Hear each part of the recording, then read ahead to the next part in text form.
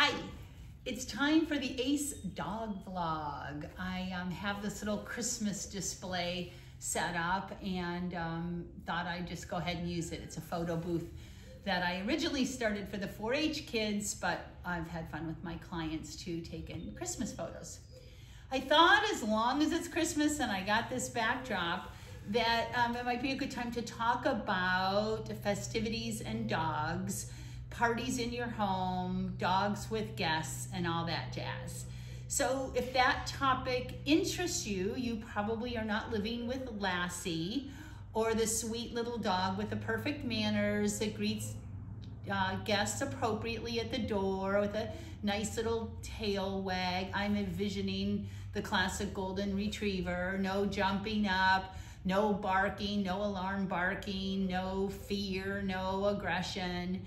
And then that dog just knows to go lay on his little bed in the corner of the living room while the food is being served, and wouldn't dream of putting a paw into the kitchen while food is being prepared. So if you have that dog, goody gumdrops for you.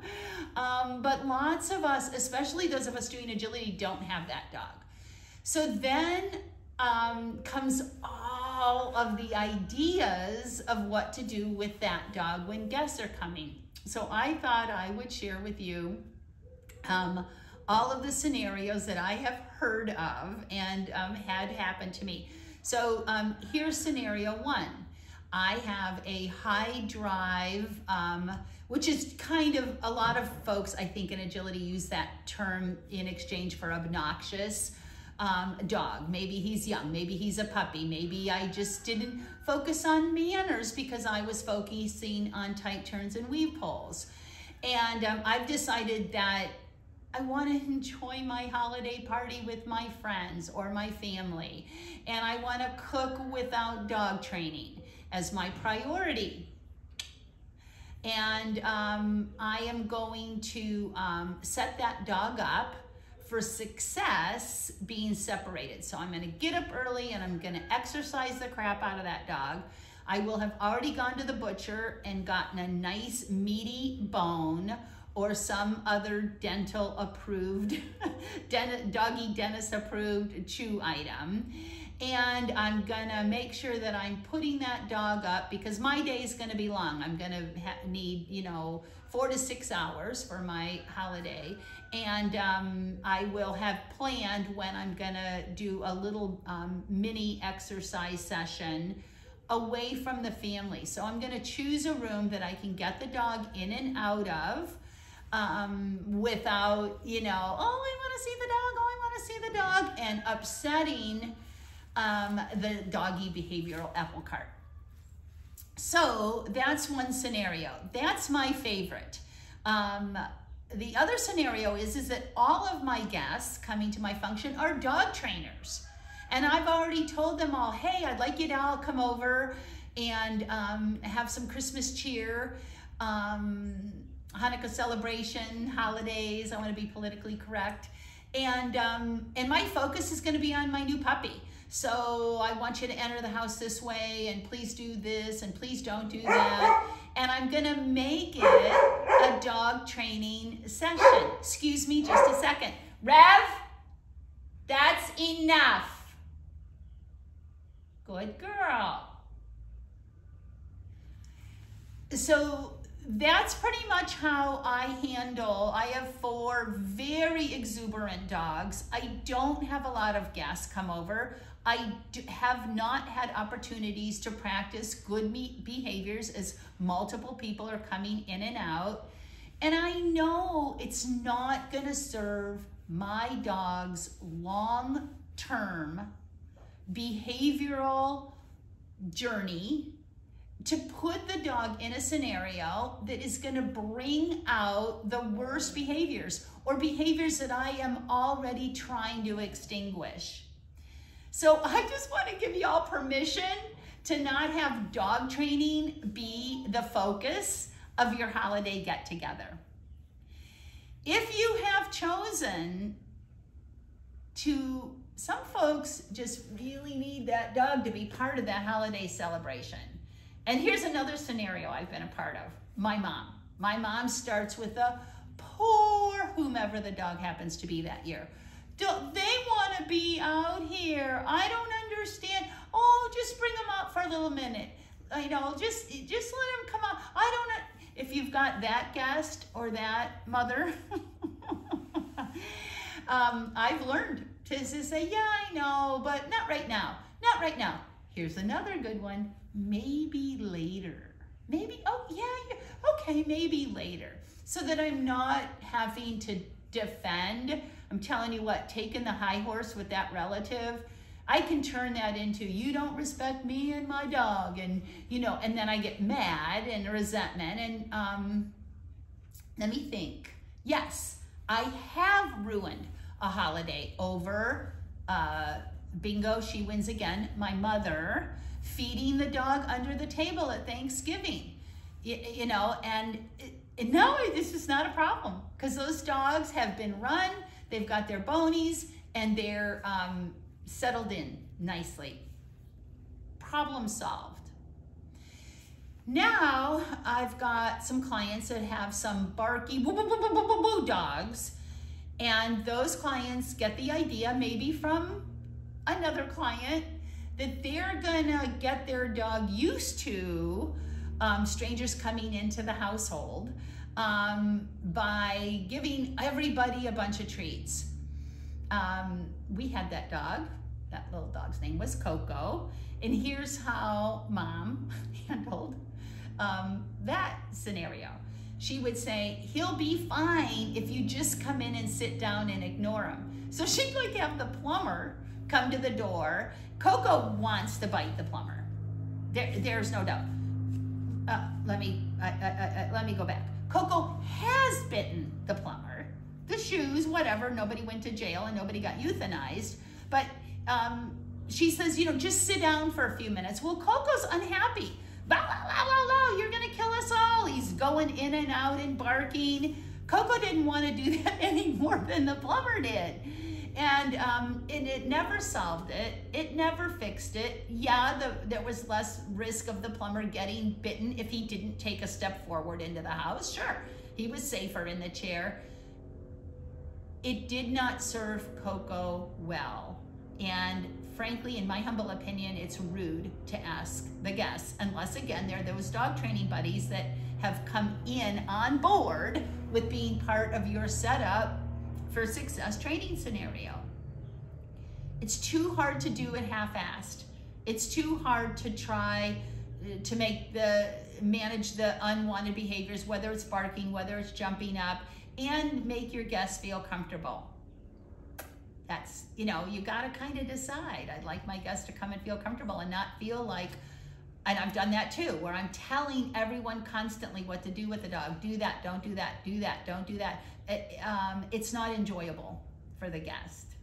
So we get to decide how comfortable we want to make our guests feel and how much a part of our dog training world we're going to cram down their throats. Here's another thing that some folks think will work is giving that shy dog a bunch of cookies from the guests. Whew. I've seen it work. I have seen it work. Certain breeds with very low anxiety to begin with. And I've also seen it work with dogs that are already on that training path. However, it doesn't work for the majority of dogs. It works for, hello. It works for dogs, like I said, certain breeds with low level of anxiety. Dogs that have a lot of anxiety will look like this.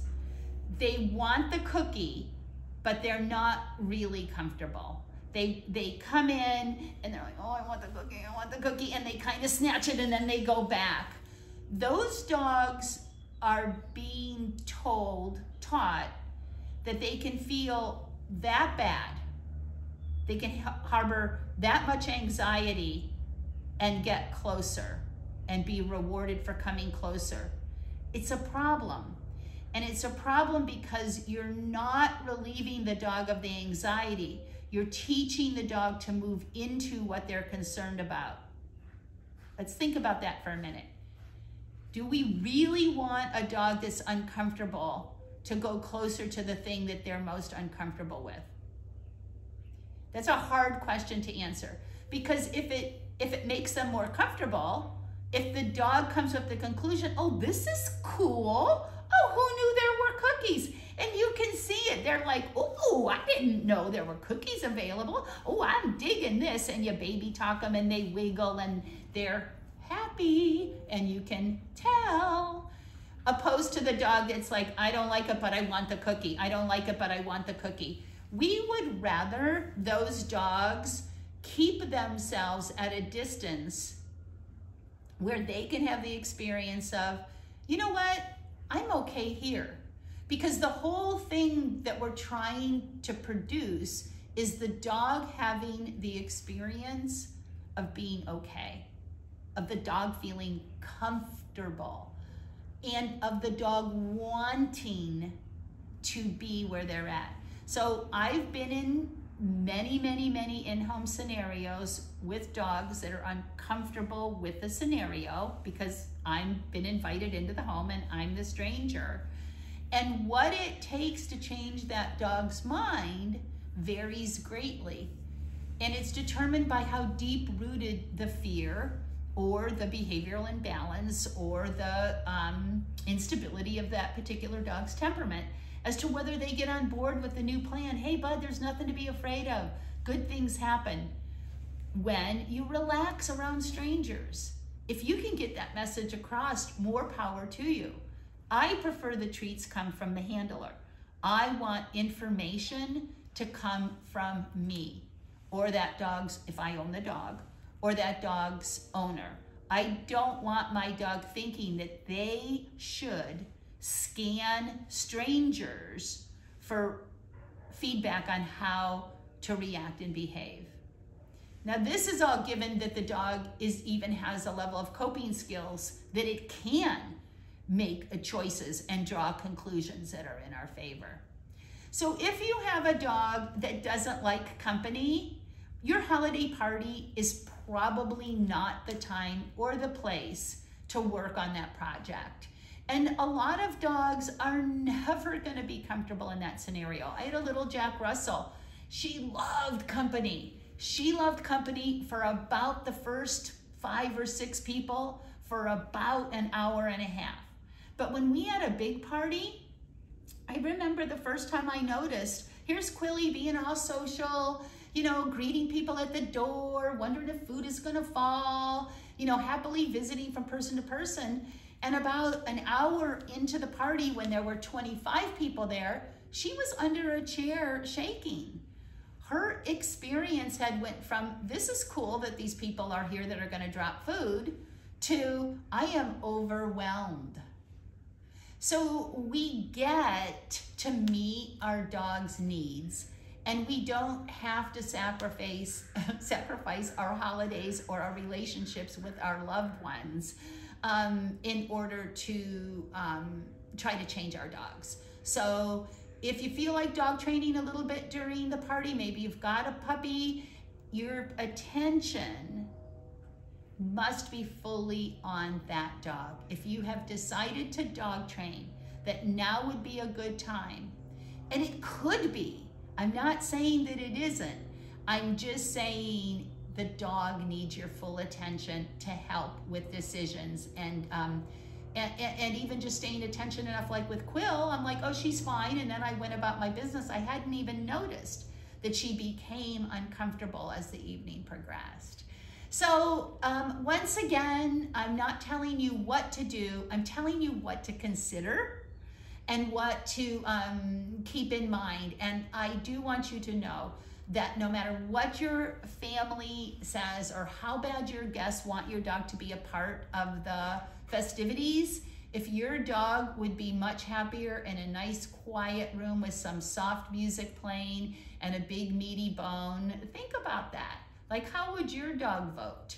And are there gonna be things happening with those strangers that are gonna increase unwanted behaviors like jumping up, like begging at the table, begging on people's laps. And for those of us with less than perfect dogs, you have alternatives and choices to make over your holiday get-togethers. Thanks so much. See you next time.